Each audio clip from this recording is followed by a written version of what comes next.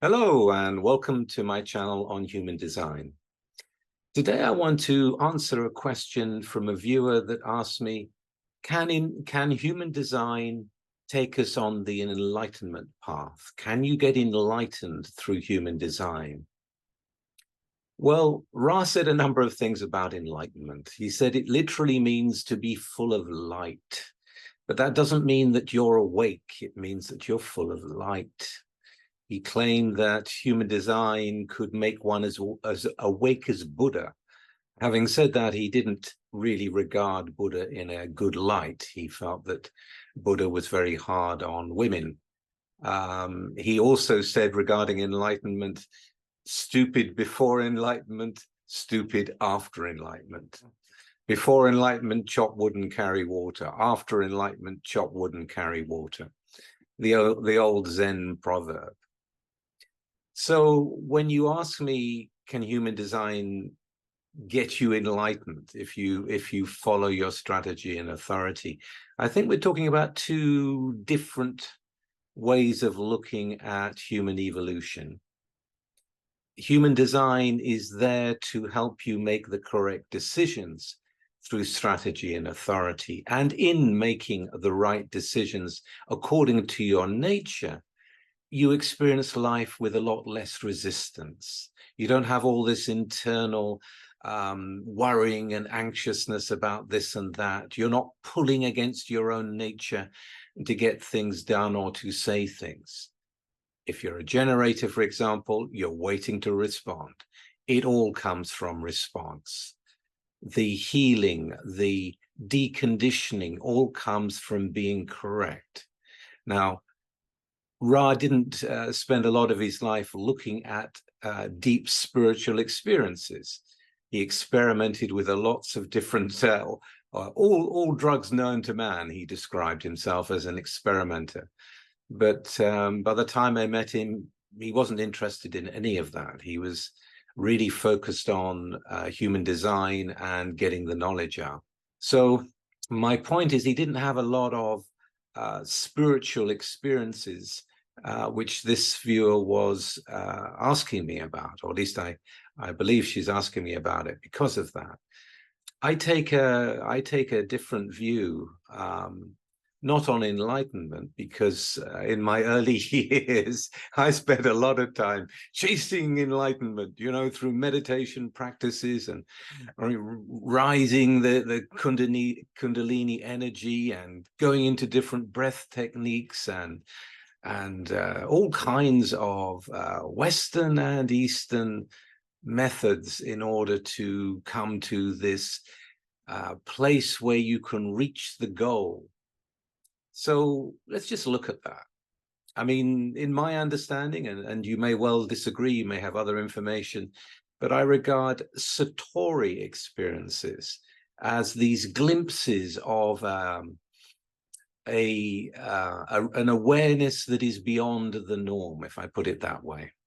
And enlightenment as a samadhi experience where you arrive somewhere and everything is then complete. And you are here, as a bodhisattva. You could leave at any time, but you're here for the compassion of the people around you. So my view is this: I've had a lot of different spiritual experiences. I've had incredible experiences that certainly supersede anything in the normal run of reality, but they are memories. They are something I can refer back to. They are something perhaps that helps me to measure the experiences I'm having in this life because of them, but they're in the past. My decision making is in the now. Do I respond? Am I moving in my life in a way that is correct to me, is much more important than dwelling on spiritual experiences, at least in my view. Can we get to the state where we are fully aware of everything and enlightened? Well, they're two different things. I have met many people along the way who were spiritual gurus when I ran a Mind Body Spirit magazine for 20 years. And I wouldn't say any of them was particularly enlightened, including the ones that people still worship today. So I think the the whole guru trip is now gone, certainly in the Western culture. You know, the very idea of following what someone else says is anathema to me. I mean, no matter how enlightened they are supposed to be, we are unique to ourselves. And if you apply the human design chart to any guru that's out there, you will see that they are speaking from their own design. For example, Ramdas, you know, Ramdas, the guy that wrote Be Here Now, and he had a huge following. Well, what was his design? His design was the 3457. This animal within channel, this channel of power, all about being in the now. So what did he teach? Be in the now. You know, you take someone like Osho, a triple split with a 1762, this logical mind that could argue on one morning something that you would go, yeah, that's true. Yeah, that's right. And the next day he would argue the exact opposite. And you'd go, yeah, that's true. Wait a minute, that's contradictory to what he said yesterday. But, you know, a way to trick the mind. It's a mind trick. He was a 2-5 and he was a projector, etc., etc. I don't want to go into his design right now. My point is, each guru will speak from their own design, and their advice, you know, no matter how enlightened they are, is still going to be generalized. And all the meditations that were done, you know, these are meditations for everyone. Well, we're all different. And in my view, and in my experimentation, certain meditations are good for some people and not so good for others. You know, we are not a homogenized being. We are an individuated being. So in that sense, human design isn't on the enlightenment path. It's on your path to your truth, to living your truth. And I reckon that's about as good as it gets. You know, do things change over the years? Yes, life gets better. Yes, it does. It gets easier. You become more natural in how you are in every circumstance. You know, there's still going to be not self things adults have to deal with, but it drops. So much drops. The life is so much easier. So is it over? No, it's not over. Every day brings new things. As far as I'm concerned, we are on a evolutionary journey in our own lives. And each year that goes by, there's another shift. There's a movement towards a greater awareness of how you are impacting the world, of how the world is impacting you, and the way that you move in your life.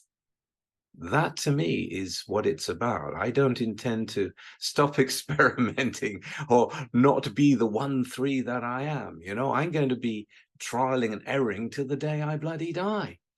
You know, and as I'm dying, I'm going to be experimenting. I mean, this is just the way I am designed. So in terms of reaching a permanent state of blissful enlightenment, yeah, I don't even know if I believe such a thing. Yes, there are people that dedicate themselves to this, and yes, through their techniques, perhaps, but this is not the kind of thing that is involved directly in human design. It's much more practical. It's about helping us in our own lives to live our own lives. In terms of transcendental states, you know, I would be very, very wary of such things. And I've seen so many over the years. You know, everyone seems to be trying to get out, to transcend, to leave the body and get back to the source. Well, you know, if you look at human design, we're going to do that anyway when we die. The personality crystal is going to detach from the body and it's eventually going to be taken up back home. I'm in no hurry for that. I'm here. I'm incarnated, and so are you. So from my point of view, it's about living this incarnation as correctly as one can to live the life that you were designed to live. I'd also like to say that there is nothing in human design that prohibits a spiritual evolutionary path. And if you have responded to being on that path as a generator, if you felt into it as an emotional being, if you've been invited into it from the outside that feels right and it's leading you to recognition in your life as a projector, etc. In other words, if you have come to that kind of journey in a correct way, then it's correct for you. There are many things in human design that point us to different forms of awareness and potential. I mean, in a way, when you look at the chart, what you're looking at is the potential of that person within the framework, within the pattern that they are. And many, many, many things can be experienced because of that. In fact, I intend to do a course pinpointing some of those pathways. But at the same time, it has to be correct for you. I mean, I do think there is a sense in the world now where people do want to get away from being in the form. And that's an old pattern, you know, it's human design is saying, look, be who you are, be true to who you are, live the life you were designed to live. That's what you're here for, to be in this incarnation, to experience what it is to be you in this time.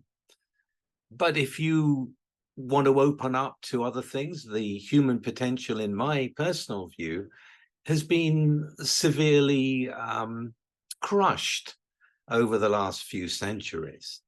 And I do believe there was a time back in the day when we were much more highly attuned to higher frequencies and communication with everything that is here in a much more subtle and profound way.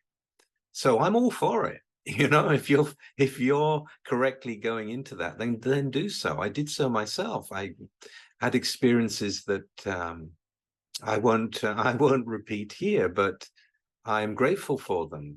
It showed me ways of perception that I had never dreamed of. None of them came through special exercises or breathing techniques or drugs or medicines. The most profound ones just happened in the course of me living my life. So yeah, the human potential is massive. And the opening of the pineal gland again, you know, let us get there. I would like us to get there. And for some of you in human design, you may find your way there. But it's not something that human design directly focuses on. And the other thing to say is that in living one's life and naturally being part of the natural world and taking that into account and becoming more aware of it is something that happens as you do live your life as a human being. You know, we do come into contact with the most profound beauty. I mean, it's everywhere, and there are so many synchronicities we encounter and reminders and connection with the wider and higher frequencies that happens naturally without having to go on a particular journey down a particular technique. But yeah, you know, if you've responded to that, then take it all the way, you know, go for it. In the experimentation to become more aware, to become more spiritually evolved, many people will change their diets. And this is something, when you change the chemistry in the body, then the experiences change and the sensitivities change.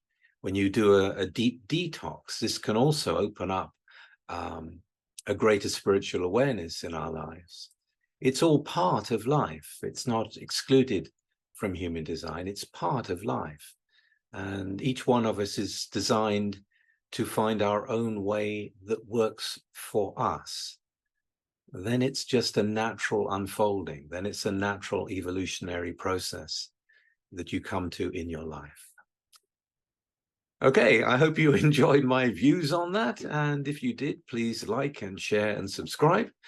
and I'll be back again very soon with something completely different. Bye-bye for now.